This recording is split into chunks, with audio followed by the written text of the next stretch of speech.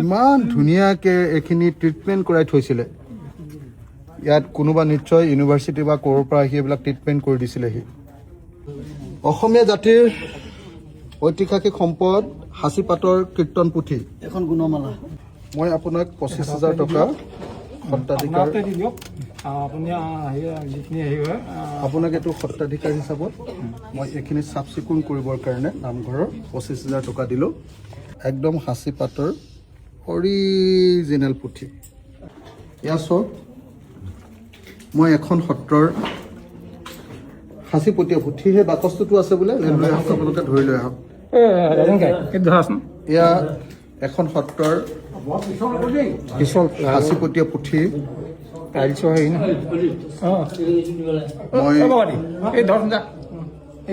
বাবাটি সেইটো বাকচটো লৈ যাওঁ সেইটো মই লৈ যাম হয় তহঁতি নালাগে মোৰ লগত তহঁতে যা এয়া মই এখন সত্ৰৰ ঐতিহাসিক সত্ৰৰ সাঁচিপতীয়া পুথি মই বাহিৰলৈ মানুহে পৰিলে মোবাইল ফোন নে তোৰ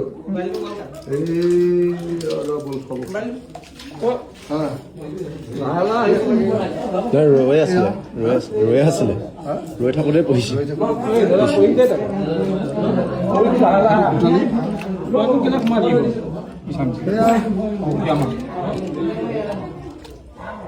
এখন পুথি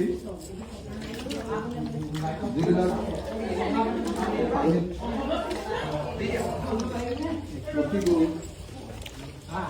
পানীত ডুবি গ'ল সত্ৰৰ সাঁচিপতীয়া পুথি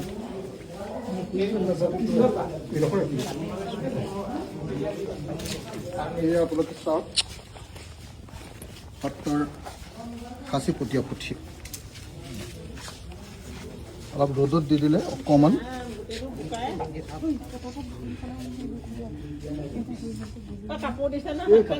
এইটো গোপালদেৱৰ চৰিত এইটো গোপালদেৱৰ চৰিত এতিয়া এইখনতো বৰ ঐতিহাসিক সত্ৰ চৰিত পুথি এখন চৰিত পুথি গোপালদেৱৰ চৰিত পুথিখন এই ঐতিহাসিক চৰিত পুথিখন পানীৰ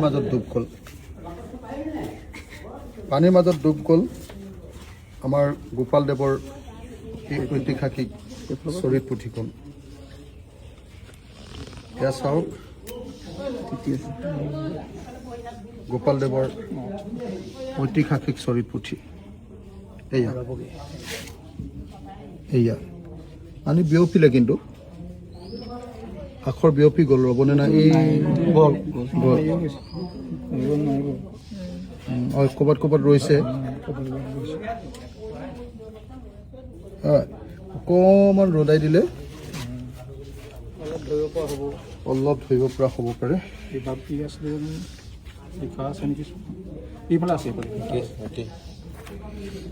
এইটো কি হয় নাই গোপাল দেৱ চৰিত এইখনো গোপাল চৰিত পুথি যিবিলাক মানুহে বুজি পাইছে এইখন কিমান ঐতিহাসিক পুথি তেওঁলোকে নিশ্চয় বুজি পাইছে যে অসমৰ ইতিহাসৰ এখন ঐতিহাসিক চৰিত পুথি এনেকৈ আমাৰ বানপানীয়ে নষ্ট কৰি পেলালে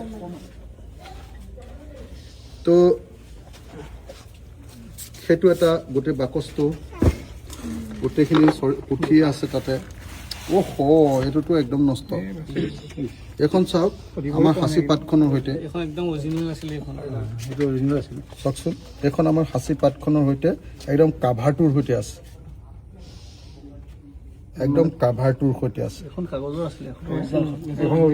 এইটো চাওক একদম সাঁচি পাতৰ অৰিজিনেল পুথি এতিয়া বেছি ৰ'দ দিলেও বেকা হৈ যাব আৰু ৰ'দ নিদিলেওতো এতিয়া কোনো উপায় নাই এতিয়া গতিকে পৰিস্থিতি এখন চাওক তেতিয়া দিনৰ সাঁচি গছ এয়া আৰু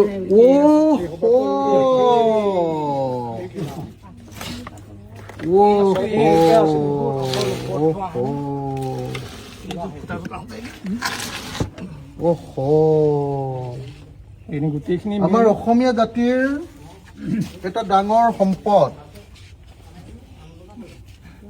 অসমীয়া জাতিৰ এটা ডাঙৰ সম্পদ সববিলাক শেষ হৈ গ'ল।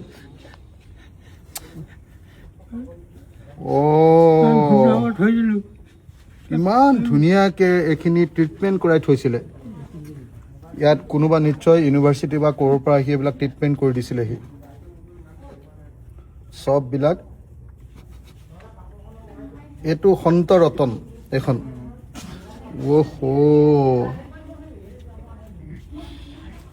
এখন আদিচৰিত, আদিচৰিত হাঁচিপতীয়া। এইবিলাক চব মই এসময়ত লৈ যোৱা হ'লে ভাল আছিলে, চব শেষ হৈ গ'ল। এইখন অনাদি পুৰাণ, এখন অনাদি পুৰাণ। আপুনি চাওকচোন এখন কি কৰি ভাল কৰিব এতিয়া। ইয়াতকে আৰু ডাঙৰ লছ একো হোৱা নাই দেই জাতিৰ।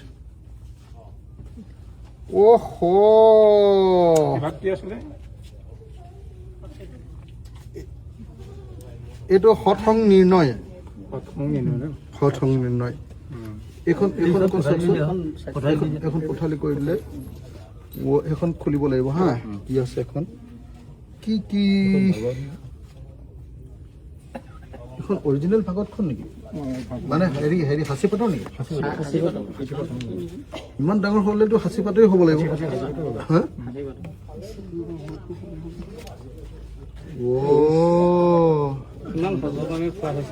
বহুত ধুনীয়াকে ৰাখিছিলে দেই।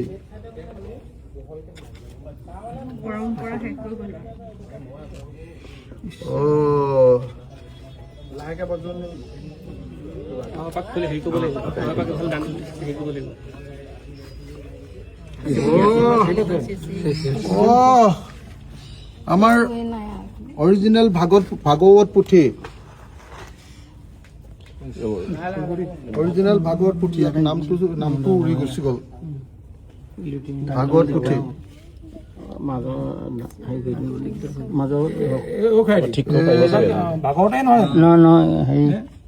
এইটো কি হয়?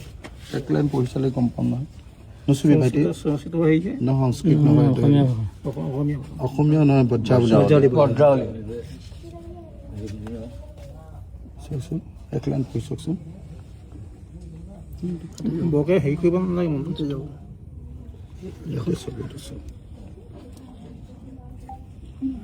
খেহি ধৰি ধৰ্মৰাজ, শিশুপাল, ভাগৱত এইখন বুজিছে? এখন ভাগৱত দেউতা, এইবিলাক চব এখন এখনকে অন্তত ৰ'দত অকণমান দি চাওক। অকণমান এইফালৰ পৰা বেছি দেৰি নিদিব খালি।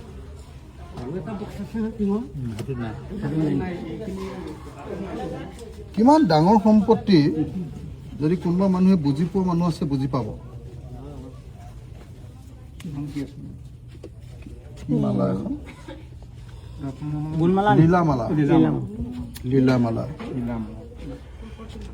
এইখন হ'ল গুৰুচৰিত। আমাৰ গুৰুচৰিতে কিমানখন আছে। কি ধুনীয়াকে ৰাখিছিল। এখন নামঘোষা, আমাৰ মাধৱদেৱৰ নামঘোষাখন দেই, সাঁচিপাতৰ নামঘোষা। এখন ভক্তি প্ৰেমাৱলী,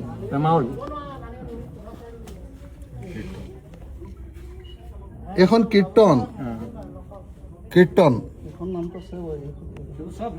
সাঁচিপাতৰ। যিবিলাক ৰঙা এনেকুৱা কাপোৰেৰে বান্ধি থৈছে এইবিলাক সাঁচিপাতৰ ট্ৰিটমেণ্ট কৰি ৰাখিছিলে।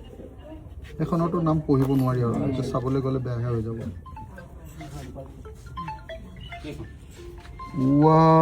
এইটো সম্পদ মই পাই যোৱা হ'লে। এইটো গো কৰতি মন্ত্ৰ, গো কৰতি মন্ত্ৰ।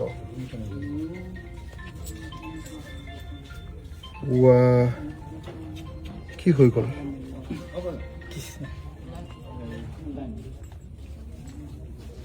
অম্লান ক'ত গ'ল?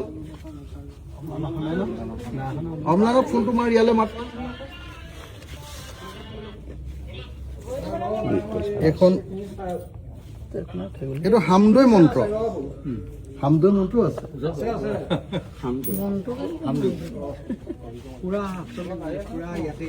বাপৰে, এইটো ডাঙৰ লোকচান হৈ গ'ল।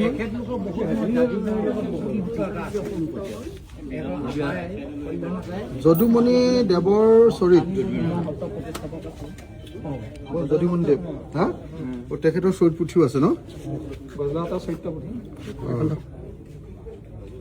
পুৰাণ, এখন পুৰাণ, পুৰাণ সংহিতা।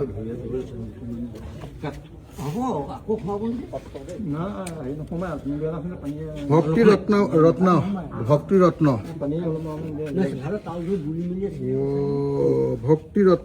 ভক্তি তত্ত্ব, ভক্তি ৰত্ন, ভক্তি তত্ত্ব।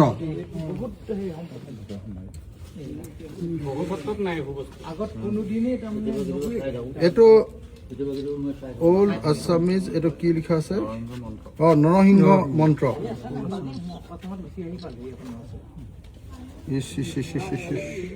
এইটোতো আজি নোলোৱা হ'লে আৰু বেছি দিন বেয়া হৈ থাকিলে। ইফালে ৰ'দটো আহিছে না, চকচোন আছে। বেগটো দাঙি লৈ যাওকচোন, বেগটো দাঙি লৈ যাওক। অকল নোৱাৰিব, অকল নোৱাৰে, অকল নোৱাৰে, অকলে নোৱাৰে।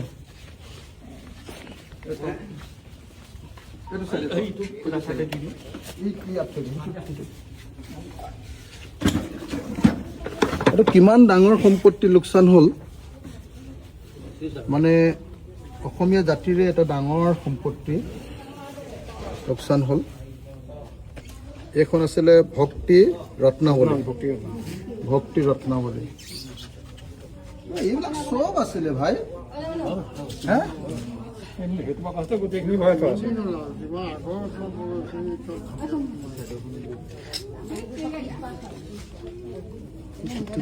গোন্ধাইছে।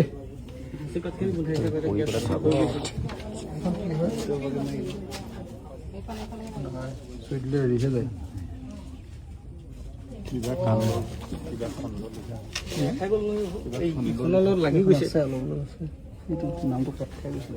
নামটো গ'ল মানে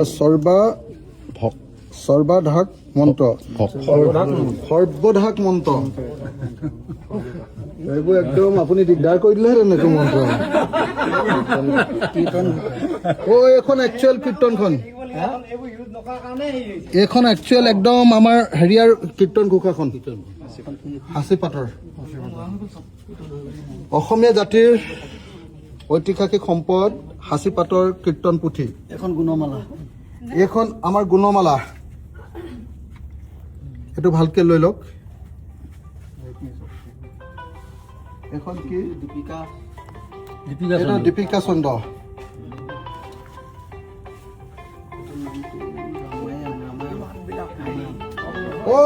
এখন মেনুস্ক্ৰিপ্ট ৰামায়ণ, ৰামায়ণ, ৰামায়ণৰ manuscript. Incomplete, complete, incomplete, illustrated, incomplete. ক্ষেত্ৰৰ পুথি।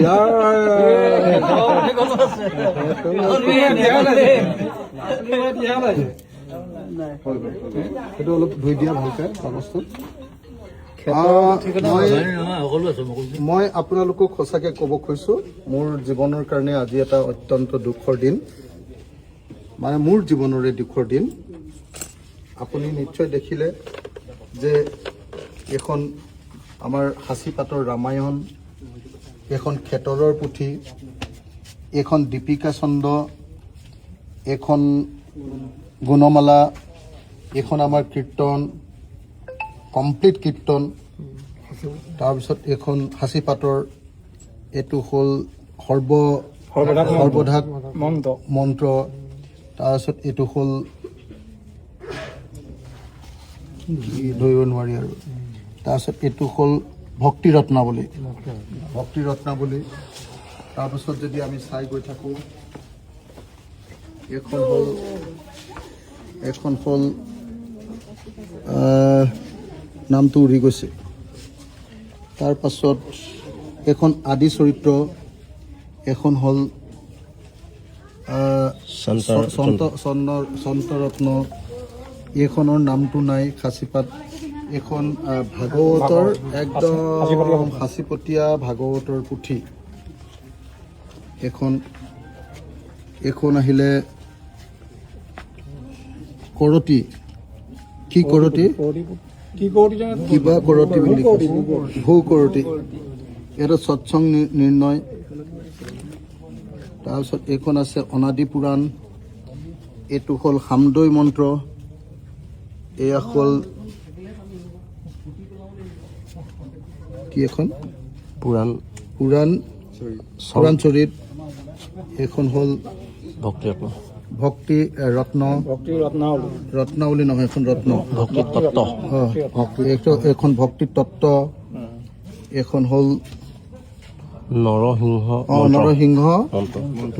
নৰসিংহ মন্ত্ৰ।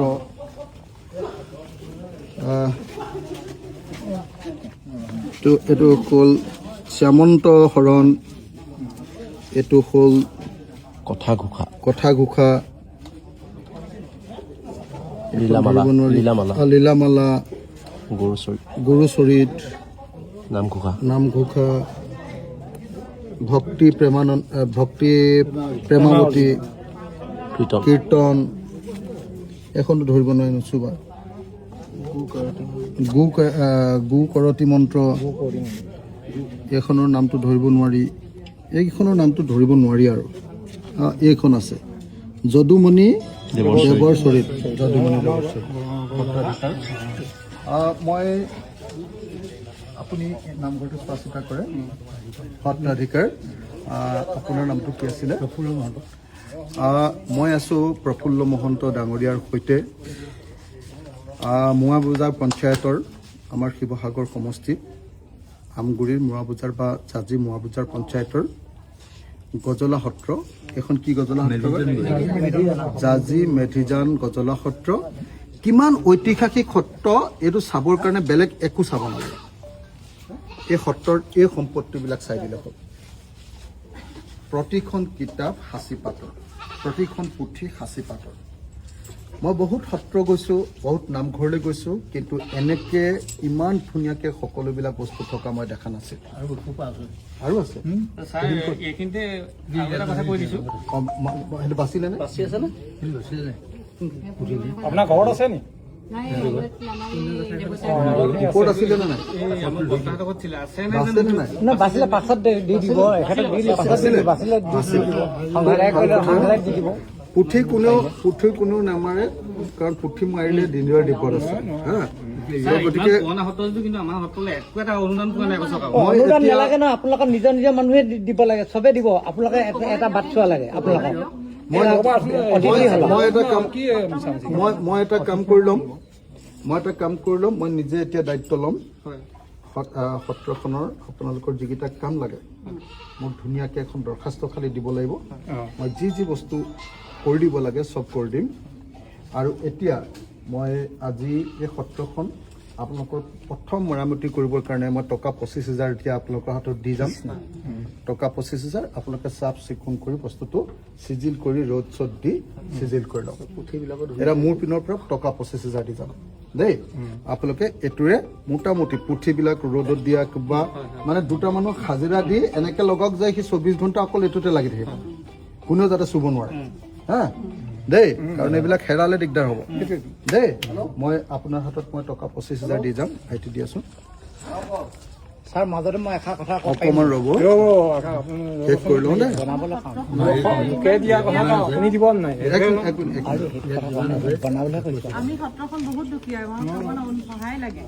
সহায় গেট এখনে, আকৌ হেৰি এটা গৃহ অতিথি গৃহ এটা, নামঘৰৰ কাৰণে বৰ দুৰ্বল।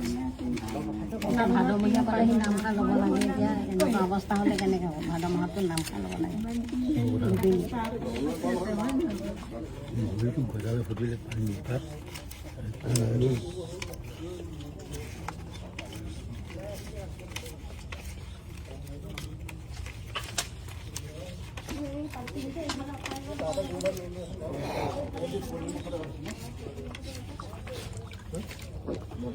মই আপোনাক 25,000 টকা সত্ৰাধিকাৰ